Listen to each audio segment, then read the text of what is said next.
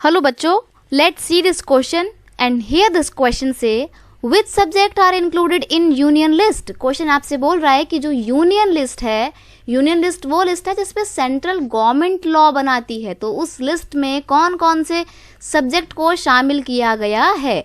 Simple सी बात है, अगर सेंट्रल गवर्नमेंट कोई भी लॉ बना रही है तो वो लॉ किसी एक स्टेट के लिए थोड़ी बनाएगी, वो ऐसे मैटर पे लॉ बनाएगी जो पूरे देश के लिए ही यानी कि नेशनल इम्पोर्टेंस से संबंधित हों। तो वो सब्जेक्ट जो यूनियन लिस्ट में शामिल हैं वो कौन कौन से हैं। नंबर 1 डिफेंस, यानी कि रक्षा मंत्रालय से संबंधित जो भी डिसीजन होते हैं।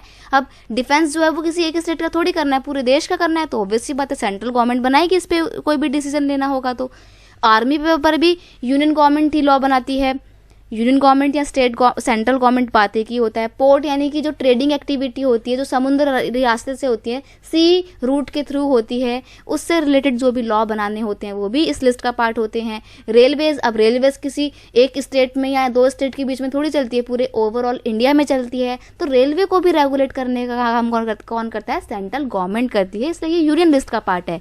हाईवेज, इंटरनेशनल रिलेशन, कम्युनिकेशन, ये सब क्या है, ये नेशनल इंपॉर्टेंस से रिलेटेड इश्यूज हैं, इसलिए इन सब्जेक्ट को यूनियन लिस्ट का पार्ट बनाया गया है। तो ये सब्जेक्ट हैं जो यूनियन लिस्ट में शामिल किए जाते हैं। I hope you understand it well. Best of luck.